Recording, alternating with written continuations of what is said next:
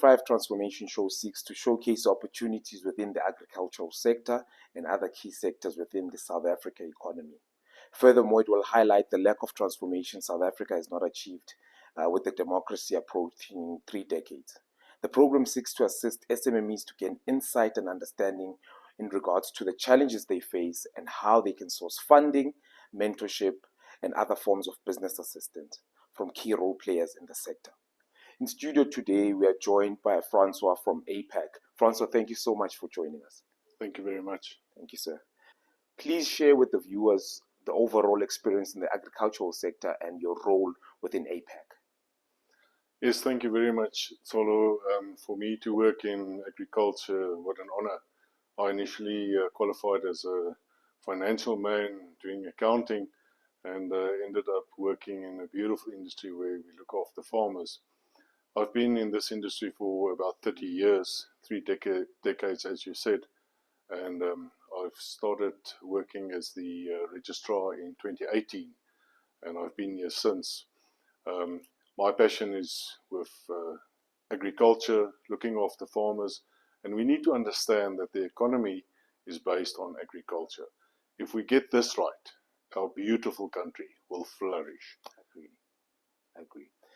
So maybe before we discuss the benefits of being a member of APAC, please maybe share what does APAC do and your day-to-day operations in the sector.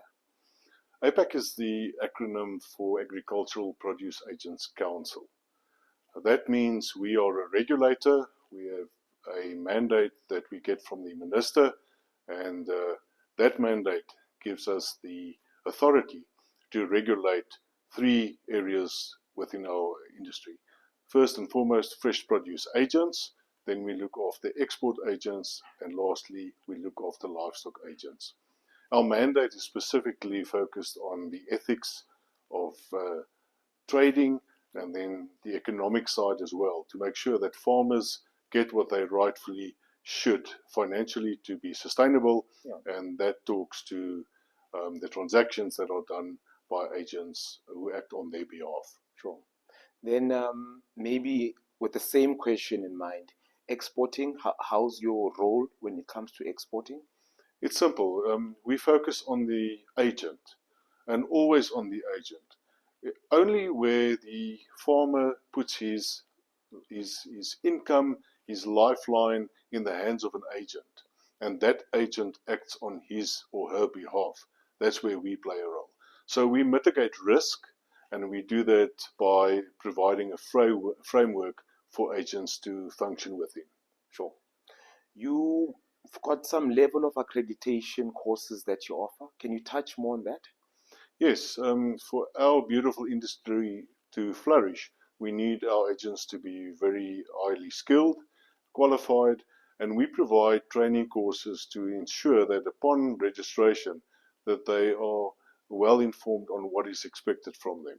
These courses are done for all 3 of the areas where we work, and we do so diligently. It's a very high pass rate, as a matter of fact, because we want the people to be the best at what they are and what they can do and what they should do. Sure. I understand your role much better, like you've been taking me through what you've been saying. Can we touch base on the regulation processes that you have in place, the disciplinary process, consequences for parties found wanting in their particular the agencies? It's a legislative requirement that all agents in South Africa must be registered with APAC. I think that is very important. It's not some entity where you just join because it's a nice membership. You are required by law to do so. Sure. And I think the principle is, again, that legislation provides surety and it mitigates the risk for farmers who put their produce in the hands of third parties. And that's really, really important. So that also allows us to perform our mandate. And our mandate specifically, as I said, provides a framework within which agents can and may operate. So there's very specific guidelines. We call them rules, rules of the game. And those rules make sure that all farmers are protected. Yeah. So first and foremost, you must be registered with APAC, and if you are to become an agent of sorts, doesn't matter which area you will work in. We do criminal vetting, we do financial inspection on the ability of agents to perform ethically. And of course, you know, if you don't comply, then we will not register you. Cool. Simply because we want a very high level of ethical performance that we demand from agents. Yeah. So that's the first thing that we do. Then we want to also transform our industry. Yeah. And that is really important. We can only be successful, in my personal opinion, in South Africa if we look to the future, and if we buy into principles like the AAMP, that's the Agricultural and Agro Master Plan, that was signed about 2 years ago. Sure. It's specced with inclusivity. And if we are clever and if we are realistic about the success of our beautiful industry and looking after farmers specifically, yeah, we will give heed to that. That to me is a non-negotiable. Yeah. So we promote transformation at all levels. Yeah. As a matter of fact, I think it's a very, very slow process, but we can see the difference and we can see the results if we persist. Yeah. And from our APAC side, we will do so. Yeah. As a matter of fact, we've just been through a planning session, looking to the future and transformation and inclusivity, and the way that we make that a reality and practically put that down in our industry is really, really key to our success going forward. Definitely. I'm happy that you've covered the transformation. I think before I pose this question, it's more of a report. We were in East London last month with APAC.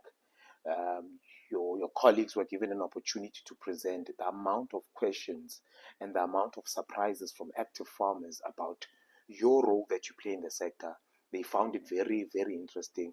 So I think the work that you do needs to really go out to the relevant people, because you are there to actually protect their interests. Yeah. Yes, thank you very much for that, and I want to thank you for that opportunity. Sure. For us to explain our national footprint.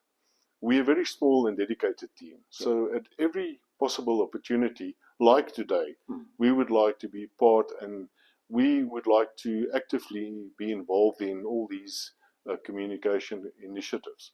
It's very important that we convey our message and our footprint in South Africa, specifically to farmers, that they understand, if you make use of the aggregated services of agents, that there's somebody behind the scenes, somebody like APAC, who's the final safety net, who can look after farmers.